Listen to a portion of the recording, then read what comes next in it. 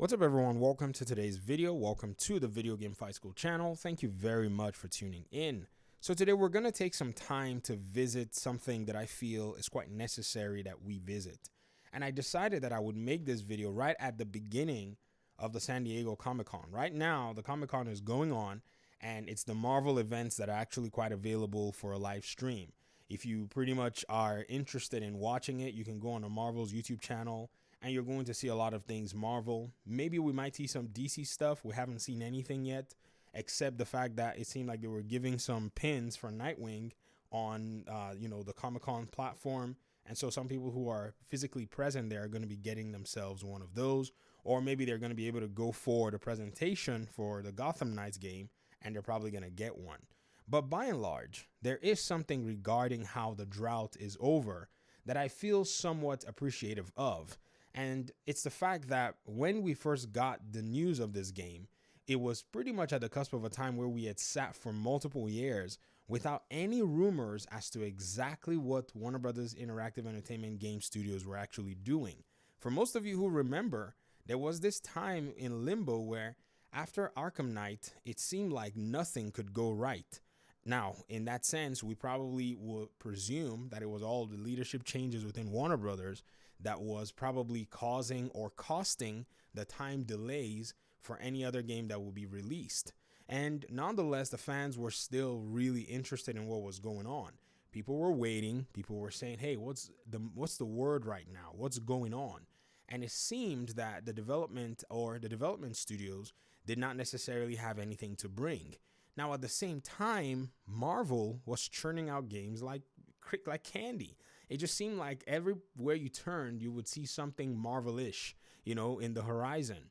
And even if you didn't see a Marvel game at that time, you had multiple announcements, and some of them have come into fruition in the past few years, and some of them are still yet to come into release and all the above. But it was still better than what we had in the DC side of things. And even if Marvel, yes, they are structured differently, and we have to actually point this out, Marvel has multiple studios that are vying to make games under their IP, whereas in the DC Warner Brothers side, there are only a specific, or I would say a handful of studios that are taking on these particular projects. And then by and large, over the course of that waiting, we were inundated with news of cancellations, projects dying, like the Superman project that actually got canned, not because anybody wanted to can it, but because no publisher wanted to touch it in 2007, 2008 because of the financial downturn.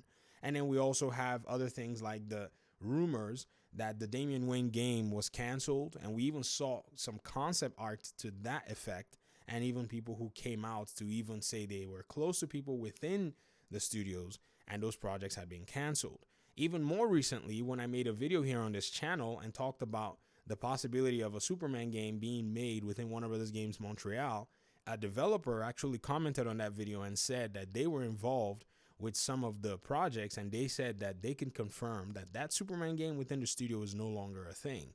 But nonetheless, even with all of those disappointments, we're getting one game right now.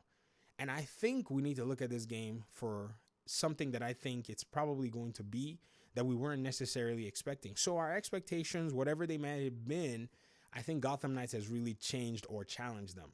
So what I think is Warner Brothers Games Montreal is, in a sense, a new studio, in my opinion. And when I say a new studio, and I have to be very clear, I'm not saying they just got on the scene in the terms of game development. I'm just saying that it seems like their makeup is somewhat newer than, say, many other studios that have been established for a very long time. And when I say many other studios that have been established for a very long time, you must bear with me because that's quite relative. I would have to do some comparisons with some other studios in order for you to be able to be convinced that Warner Bros. Games Montreal is somewhat of a new studio. But let me explain. I mean, it's a new studio in terms of its makeup for its developers and leaderships and ideas that have been executed in the past compared to what's being executed now. So the leaders who were able to bring forth Batman Arkham Origins are for the most part no longer there.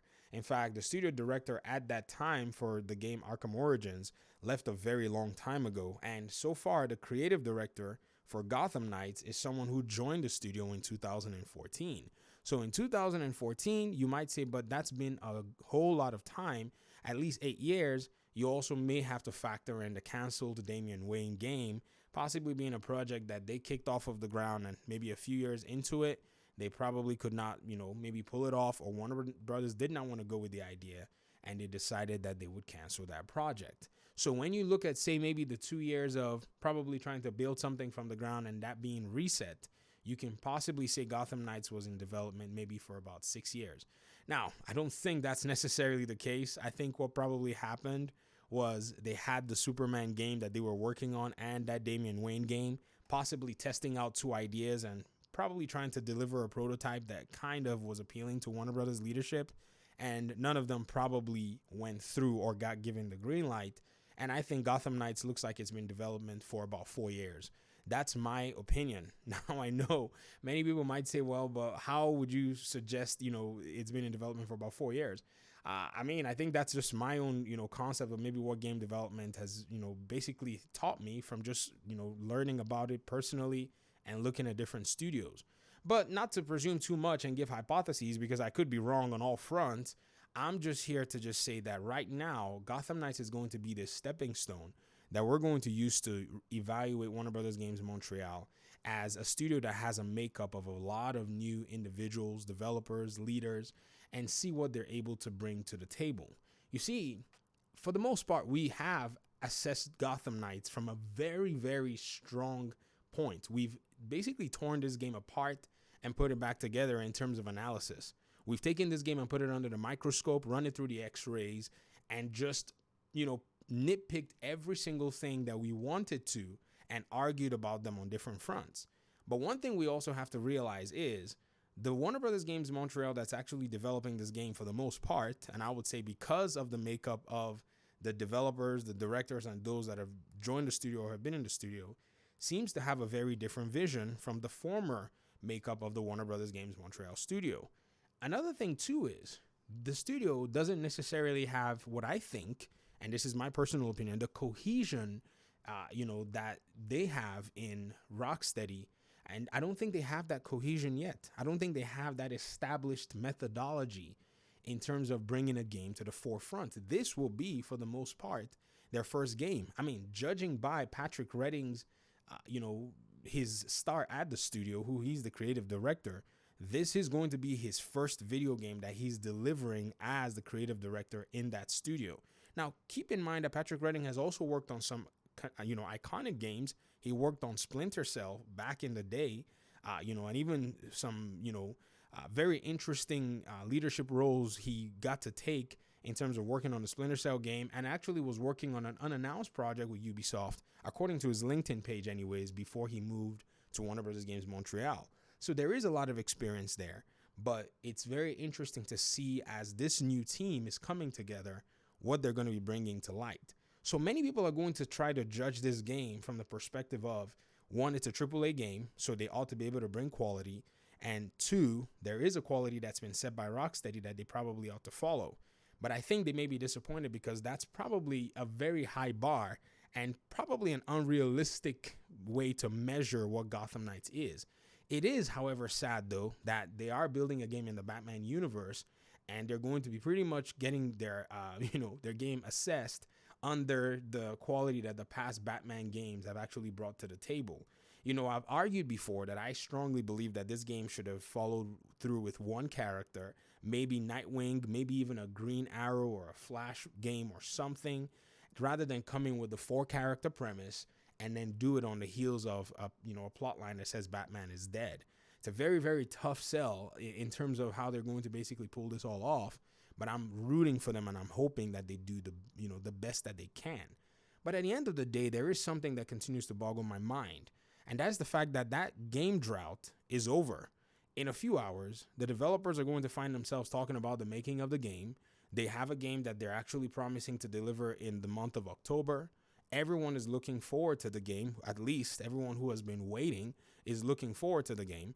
I'm not saying everybody is looking forward to buying the game and jumping all around the place for the game. No. I'm saying they're looking forward to the game in the sense that they want to see what the game brings to the table. And I've said this before, everyone who has been in this entire ecosystem has created what I think is the perfect environment for this game to succeed. Because right now the expectations are very mixed, which is good. for the most part, many might think, well, people are not really hyped about this game. This game is losing me, and so on and so forth. But I can be assured now that Gotham Knights is not going to be a Cyberpunk 2077 because of the reactions that we've seen so far. So all of that hype that usually surrounds a bunch of video games is no longer here at Gotham Knights. So we're just going to get the raw product, and that's good on its own. But I wanted to go ahead and just point out these different possibilities and these different facts that we have basically got to either see, share, or experience. And I wanted to just go ahead and say that right now is a very pivotal time for this entire set of heroes in terms of the way that they're bringing this game to light. That's Batman and the Knights. But I would love to hear your thoughts overall as to how you have felt so far with the transition of going from having not a single word on a video game to having all of this info on the one game, that's getting to be released very soon. Thanks so much for watching the video. I really appreciate you guys' time and audience, and hopefully we'll talk very soon. Peace out.